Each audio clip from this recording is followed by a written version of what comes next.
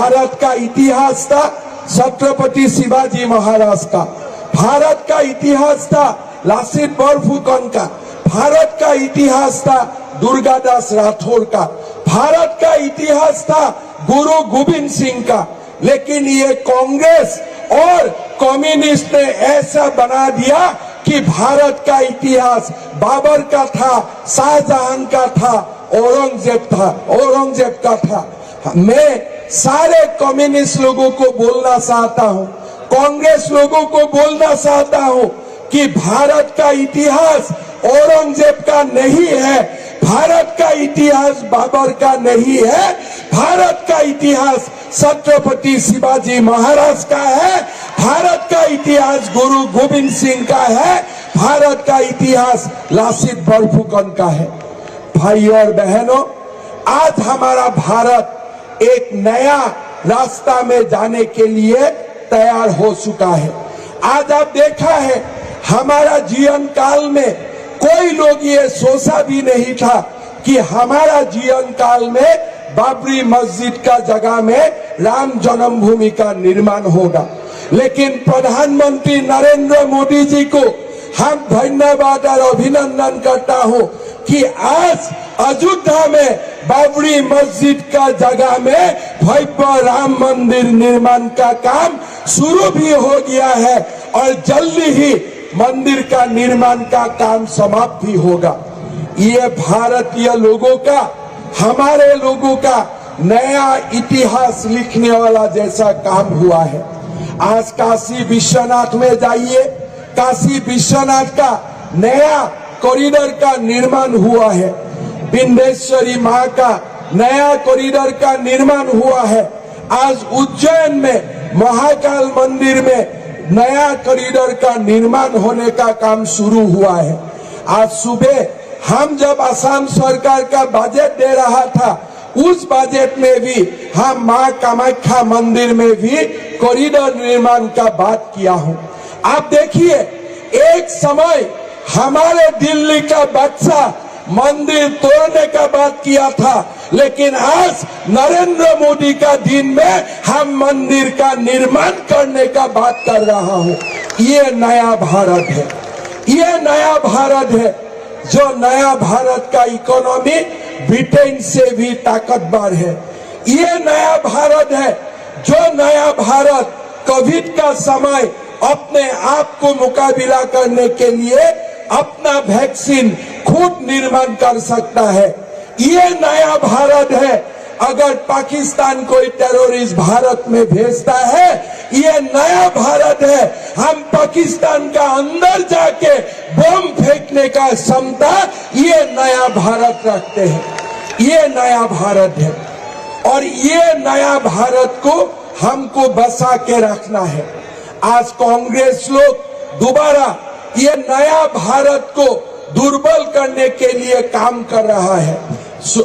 पहले जो मुगल लोग भारत को दुर्बल करने के लिए काम कर रहा था, ये कांग्रेस लोग आज का नया मुगल है और कुछ नहीं है। अगर कहीं राम मंदिर बनता है तो उनका आपत्ति होता है। आप क्या मुगल का बच्चा है क्या? क्यों आप बार बार आप बाबरी मस्जिद के लिए बोलते हैं? आप क्यों राम मंदिर के लिए नहीं बोलता है? मतलब ये जो कांग्रेस है, यही नया मुगल को रिप्रेजेंट करता है। भाई और बहनों, नरेंद्र मोदी जी का नेतृत्व में हमें वो भारत का निर्माण करने के लिए काम करना है जो भारत का सपना छत्रपति शिवाजी महाराज ने देखा था, जो भारत का सपना स्वामी विवेकानंद ने देखा था, जो महान भारत का सपना कितूर रानी चेन्नम्मा में देखा था। वो भारत का निर्माण के लिए हम सब लोग प्रधानमंत्री नरेंद्र मोदी को ताकत देना चाहिए। नरेंद्र मोदी जी का नेतृत्व में भारत नया इतिहास निर्माण कर रहा है। ये भारत, जो भारत खुद का वैक्सीन बना सकता है, ये भारत, जो भारत अपने सारे गरीबों को बिना पैसा में फ्री में चावल दे सकता है, ये भारत, जो भारत गरीबों को 5 लाख रुपया तक साल में बिना पैसा में इलाज कर सकता है। ये भारत जो बेंगलोर मैंगलोर जैसा एक्सप्रेसवे बना सकता है, ये भारत पाकिस्तान का साथ टक्कर लेने में कभी डरता नहीं है, ये नया भारत का निर्माण प्रधानमंत्री नरेंद्र मोदी ने किया है। हमारा जिम्मेदारी है, हर भारतवासी का ये जिम्मेदारी है कि आज हम प्रधानमंत्री नरेंद्र मोदी जी का साथ खड़ा होके वो नया भारत निर्माण का काम में हमें मोदी जी को ताकत देना चाहिए।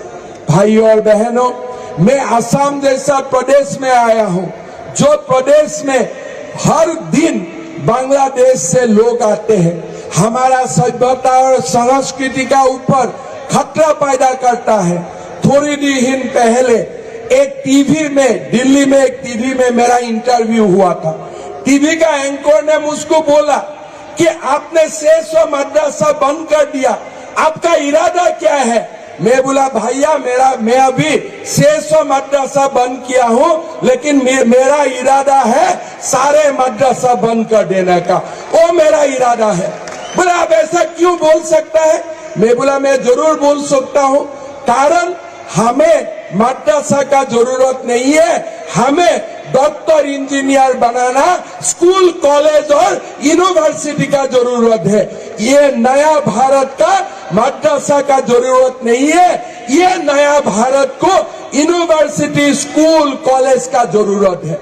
तो हमें ऐसा रास्ता से आगे बढ़ना है, हमें भारत का शिक्षा का परिवर्तन करना है।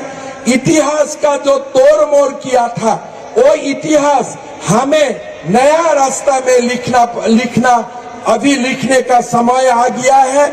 हमारे जो नया इतिहास होगा, वो नया इतिहास आक्रांता का इतिहास नहीं होगा, ये इतिहास हमारा भारत का विजयी वीर का इतिहास होगा। ऐसा एक भारत के लिए काम करने के लिए हमारा पास अभी समय आ चुका है। भाइयों और बहनों, हमारा बीच में लोग ऐसा लोग है, हमारा बीच में डिफरेंस पैदा करने के लिए लोग हमेशा कोशिश करेगा, लेकिन हमें एक बात याद रखना चाहिए कि हम भारतीय हैं, हम हिंदू हैं। अगर हम एक साथ रहता है तो विश्व में हमें कोई पराजित नहीं कर सकता है। हम विश्व का विश्व गुरु बनेगा, ये पक्का है। हमें एक रहना है, हमें शक्तिशाली रहना है। जब हम एक रहेगा और हम जब शक्तिशाली रहेगा, हमें कोई कुछ नहीं कर सकता है। और यही बानी या यही शिक्षा से हमको प्रेरणा लेते हुए नया भारत का निर्माण का रास्ता में हमें निकाल पड़ना है। भाइयों और बहनों, आज जो बेलगाम में छत्रपति महाराज शिवाजी का जो प्रेरणादायक वीर गाथा है, ये वीर गाथा को लाइट एंड साउंड शो से हमारे अभय पाटिल जी ने हमारे नया प्रजन्म का साथ न्यू जनरेशन के लिए प्रिजर्व करने के लिए कष्ट किया है। आज जो अभय पाटिल जी ने जो काम किया है, वो बहुत बड़ा काम किया है। खाली बेलगाम के लिए नहीं किया है, पूरा भारतवर्ष के लिए एक बहुत बड़ा काम किया है। मेरा लगता है कि अभय पाटिल जी का प्रेरणा लेते हुए हमारे पूरा भारत में छत्रपति शिवाजी महाराज की जो स्टोरीज है, जो उनका वीर गाथा है, वो वीर गाथा पूरा भारत का हर घर में ले जाने के लिए काम होगा। और इसी काम से हमारा भारत, नया भारत निर्माण होगा। मैं फिर एक बार बेलगाम का पवित्र भूमि में मुझको निमंत्रण करने के लिए मैं अभय पाटिल जी को धन्यवाद देता हूं। और आप लोग आके हमें जो प्यार मोहब्बत दिया है, इनके लिए मैं पुनः आप लोगों को धन्यवाद देता हूं। मैं ये भी बोलना चाहूंगा, हालांकि असम 3000 किलोमीटर दूर है, लेकिन असम पहुंचने में फ्लाइट में, रेल में बहुत ज्यादा समय नहीं लगते हैं। तो आपने मुझको बेलगाम ने आज बुला के जो सम्मान दिया, मैं बेलगाम वासियों को कभी भी जीवन में एक बार आसाम आने के लिए निमंत्रण करता हूँ। हमारा आसाम बहुत ही खूबसूरत है, चाय बागान है, ब्रह्मपुत्र नदी है और माँ कामाख्या वहाँ विराजमान होता है। जीवन में जब भी कभी समय मिलेगा एक बार जरूर आसाम आइए और आसाम और कर्नाटक और हमारा बीच में जो संबंध है उसका बारे में हम लोग को सोचने का समय भी मिलेगा। हमारा भारत एक महान देश है। हो सकता है हमारा कोई लोग कभी भी कर्नाटक नहीं आया है, कोई लोग कभी भी कर्नाटक से आसाम नहीं गया है, लेकिन आसाम में भी जब बच्चा जन्म होता है उनका नाम भी राम होता है, उनका नाम भी कृष्ण होता है और कर्नाटक में भी जब बच्चा जन्म होता है उनका नाम भी राम और कृष्ण होता है। भगवान ने हमको एक किया है, भगवान ने हमको एक रह के भगवान का जो काम है भारत राष्ट्र निर्माण करने के लिए प्रेरणा देता है।